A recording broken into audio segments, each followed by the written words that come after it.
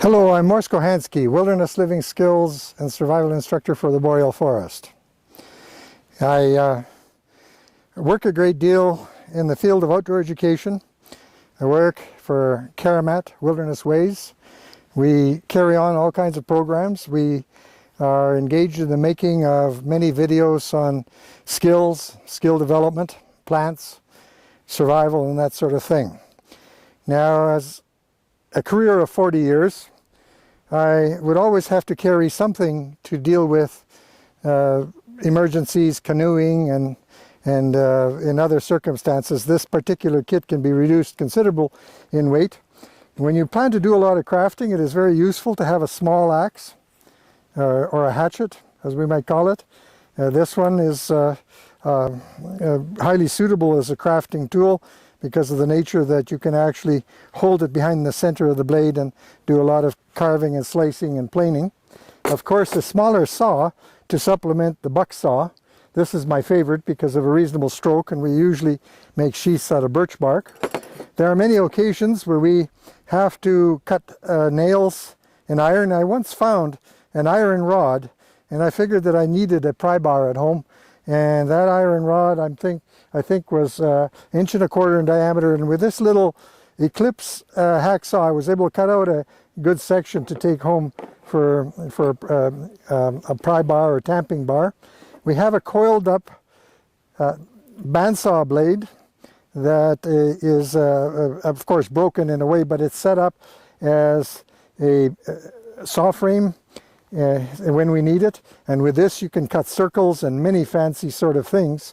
And in some cases, it's surprising how good this is for cutting firewood. In the other importance, areas of importance, usually scissors in crafting and birch bark work, heavy-duty scissors, pliers. The awl is used in a lot of forms. As you realize that when you take an awl, you poke a hole in it, it spreads the fibers or splits the fibers. So you can do stitching and sewing and certain work where you do that. Well, where you can't tolerate the splits, you either use a 3 triangular awl, and these are usually put on handles, handle to fit, and you can use it that way. Also, there's a shoulder there that you can punch this through fairly heavy metal, like for example coins, you might say, to make washers and things like that. But it's 4-cornered as opposed to being round, so that as you rotate this, it will make a hole that is ground out rather than spread like with an awl.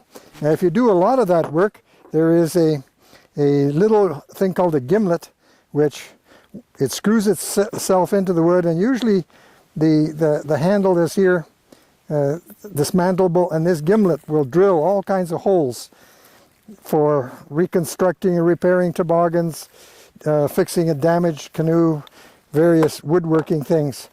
In many cases, you often have to have a powerful grip on things or hold things in the fire and take things out of the fire with regard to making drill bits and so on. Then there is the situation where these are always handy in various applications. They're cheap enough if you know where to find them.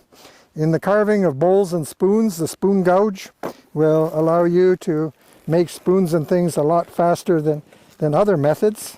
And for the labor of carrying it, you find that it's worthwhile because you can make things, hollowed out things, so fast. Here is a form of chisel that is used in cutting birch bark. It is made to be light, so it's almost made like a knife, but it's for decorative cutting and for scraping sort of things.